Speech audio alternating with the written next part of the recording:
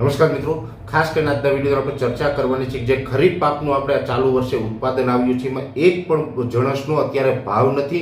ટેકાના ભાવે માલ વેચવો છે તો એની અંદર પણ ખેડૂતો હેરાન છે. તમામ ચર્ચાઓ કરશું. સૌપ્રથમ હું આપને જણાવી દઉં કે આવતીકાલે આપણે ખેડૂત મિટિંગનું આયોજન કરેલું છે, એટલે કે તારીખ છે 11 ડિસેમ્બર 2024 અને બુધવાર, સમય છે બપોરે 3 કલાકે. મિટિંગનું સ્થળ છે શ્રી રામદેવ પીરનું મંદિર, ગાફ રોડ, ગામ પશ્ચિમ, તાલુકો ધંધુકા, જિલ્લો અમદાવાદ. જે મિત્રોના સ્થળ નજીક પડતું હોય તમામ મિત્રો આવતીકાલે ત્યાં પધારજો. ત્યાં આપણે ખેતી અને હવામાન વિશેની વિશેષ ચર્ચાઓ કરવાની છે. હવે ખાસ આજના વિડીયોની આપણે વાત કરવાની છે કે અત્યારે આપણે જોવા જઈએ તો ડિસેમ્બર છે એ ચાલી રહ્યો છે અને ડિસેમ્બરનું બીજું અઠવાડિયું ચાલી રહ્યું છે. હવે જે આપણે ઓક્ટોબર મહિનાની અંદર જે ખરીફ પાકનું ઉત્પાદન આવ્યું હતું, એટલે 1.5 મહિનો થઈ ગયો છે જે ખરીફ પાકનું આપણે ઉત્પાદન લીધું છે. 1.5 મહિનો વીતી જવા છતાં પણ ખેડૂતો પોતાનો માલ ન વેચી શકાય, આનાથી મોટી દુઃખની વાત કોઈ ન હોઈ શકે. કોઈ પણ વેપારીને પોતાનો માલ જ્યારે પણ વેચવો હોય ત્યારે વેચી શકે છે, તાત્કાલિક નિકાલ થાય છે, તાત્કાલિક એને ભાવ મળી જાય છે. પણ જ્યારે ખેડૂતે 4 મહિના મહેનત કરીને ચોમાસાની અંદર ઘણી બધી નુકસાની વેઠીને પણ જે પણ મહેનત કરતા જે ઉત્પાદન આવ્યું છે એ ઉત્પાદન આજે વેચવું છે તો યોગ્ય ભાવ નથી. અને આ વાત આ વર્ષની નથી, આ દર વર્ષે સમસ્યા ચાલી રહી છે. સરકાર તો ટેકાના ભાવ પણ જાહેર કરી દે કે અમે ટેકાના ભાવે આ ભાવથી ખરીદી લેશું. એ ભાવથી તમે જે ખરીદવાની વાત કરો છો એ ભાવ પણ પૂરતા નથી. છતાં પણ એ ભાવે કદાચ ટેકાના ભાવે પણ વેચવાની વાત આવે તો જેટલું ખેડૂતને ઉત્પાદન આવ્યું છે તમામ ઉત્પાદન તો તમે લેવાના નથી, 2 હેક્ટરની મર્યાદામાં લેવાના છે. અને એની અંદર પણ ખેડૂતો છે આજની તારીખે ઘણા બધા ખેડૂત ભાઈઓ એવા પણ છે કે જેને ટેકાના ભાવે મગફળી કે અન્ય જણસ વેચવી છે, જેનું ખરીદી સરકારશ્રી કરવા માંગે છે તો એનું રજીસ્ટ્રેશન બાકી છે. તમે વેબસાઇટ પણ એનું ઓનલાઈન રજીસ્ટ્રેશન પણ બંધ થઈ ગયું છે.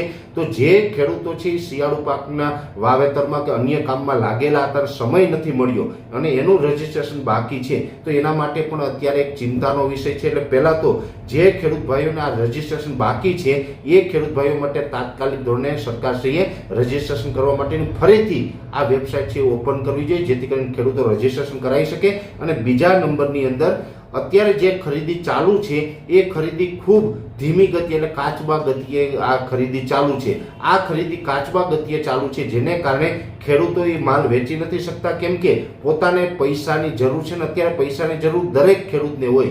કેમ કે ખેડૂતને દર મહિને આવક થતી નથી. ખેડૂત તો 4-5 મહિના મહેનત કરે ત્યારબાદ આવક થતી હોય. આ વાવેતર છે એ છેક જૂન મહિનામાં એટલે કે ચોમાસાની શરૂઆત થઈ ત્યારે જે વાવેતર કરેલું હતું, જૂન મહિનાથી લઈને આજ દિવસ સુધી ખેડૂતને કોઈ જ એક પ્રકારની આવક ન થઈ હોય. અને ખર્ચા છે એ રોજે રોજ થયા હોય. એમાં બિયારણનો ખર્ચો હોય, દવાનો ખર્ચો હોય, ખાતરનો ખર્ચો હોય, મજૂરીનો ખર્ચો હોય, હાર્વેસ્ટિંગના ખર્ચા છે, અનેક પ્રકારના ખર્ચા છે ને એ ખેડૂતોએ વ્યાજે પૈસા લીધા હોય, ઉછીના પૈસા લીધા હોય, દાગીના ગીરવે મૂક્યા હોય. નાના ખેડૂતની અનેક સમસ્યા હોય, અનેક રીતે એની જે કંઈ આડાઅવડું કરીને આ ખર્ચા કરેલા હતા, 1 રૂપિયાની આવક નથી થઈ. અને હવે આ મગફળી વેચવી છે, જો સરકાર તાત્કાલિક ધોરણે આ મગફળીની ખરીદી કરે નહીં અને તાત્કાલિક ધોરણે ખેડૂતને પૈસા ન આપે તો આ ખેડૂતની હાલત શું થાય? પછી આપણે વારંવાર એવું જોતા હોય છે કે ખેડૂત આર્થિક ભેષમાં આવીને આત્મહત્યા કરી. હું તો દરેક ખેડૂત ભાઈને કહું છું કે આત્મહત્યા આપણે નથી કરવાની, કેમ કે આપણો સમય ચોક્કસથી નબળો છે.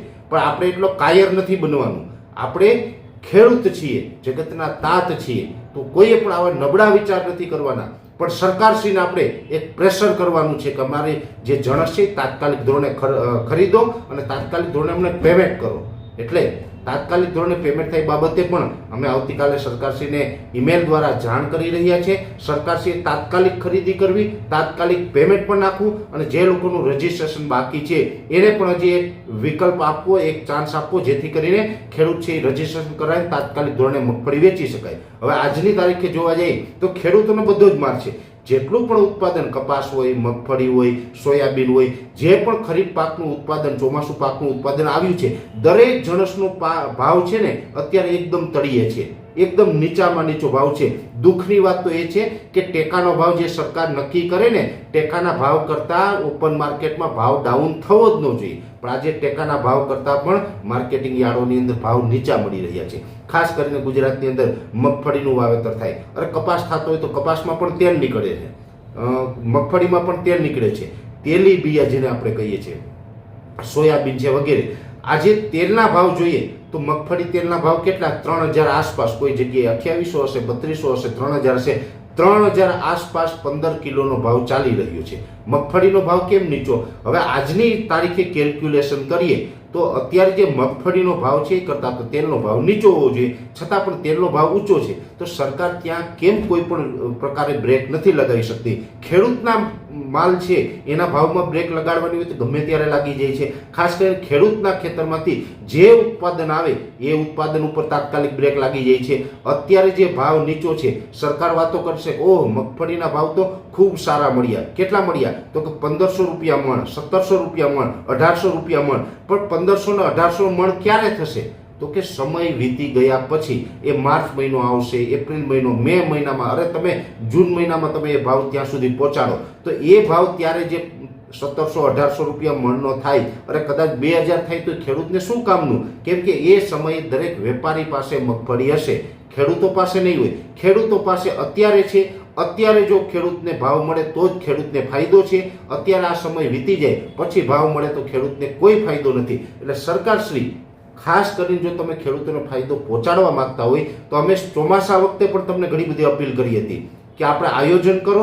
જ્યારે પણ ઓક્ટોબર નવેમ્બરની અંદર આપણો માલ તૈયાર થઈને આવે ત્યારે તાત્કાલિક માલ એક્સપોર્ટ થવો જોઈએ. એટલે સરકારશ્રીએ તાત્કાલિક અત્યારે નિર્ણય એ પણ લેવો પડશે કે ટેકાના ભાવે તો ખરીદી કરે, પણ ટેકાના ભાવ કરતાં પણ ઓપન માર્કેટની અંદર ઊંચા ભાવ જાય એવા આયોજનના હેતુથી તાત્કાલિક ધોરણે આપણા સિંગ દાણા છે એ વિશ્વના કોઈ પણ દેશની અંદર ડિમાન્ડ હોય ત્યાં એક્સપોર્ટ કરો, જેથી કરીને ખેડૂતને ડાયરેક્ટ લાભ મળે. જો તમે અત્યારે એક્સપોર્ટની વ્યવસ્થા નહીં કરો ને તમે કદાચ માર્ચમાં કરશો કે મે મહિનામાં કરશો કે જૂન મહિનામાં કરશો તો એનો લાભ વેપારીને મળવાનો છે, 1% લાભ પણ ખેડૂતને મળવાનો નથી. એટલે તમારો હેતુ શું છે એ ખાસ સરકારશ્રીએ નિર્ણય કરવો પડશે. તમારે ખેડૂતને ફાયદો પહોંચાડવો છે કે વેપારીને? જો તમે ખેડૂતને ફાયદો પહોંચાડવા માંગતા હોય તો ડિસેમ્બર મહિનો પૂર્ણ થાય એ પહેલા તાત્કાલિક ધોરણે નિર્ણય લઈને ડિસેમ્બરની અંદર જ માર્કેટ ઊંચું જાય, ખેડૂતને ઊંચા ભાવ મળે એ બાબતની વ્યવસ્થા કરો. અને બાકી તમે પાછળથી વ્યવસ્થા કરવાના છે તો વેપારી માટે કરો છો ને દર વખતે વેપારીને મળે છે. આજની તારીખે 1200 રૂપિયાની મણ મગફળી છે એ વેપારી લઈ લેશે. એ 1200 રૂપિયાની મણ 1800માં વેચશે તો ખેડૂતને પૈસા ઓછા મળ્યા છે. ખેડૂતે 4-5 મહિના મહેનત કરી છે.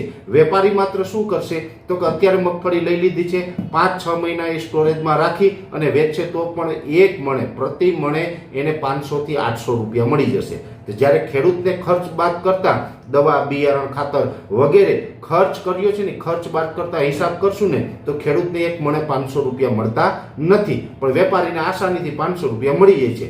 આ જે સિસ્ટમ ખોટી છે ને, આ સિસ્ટમ સરકારને ખબર છે. જો કે આમાં કંઈ સમજાવવાની જરૂર નથી. સરકાર બહુ હોશિયાર છે, બધું જાણે છે.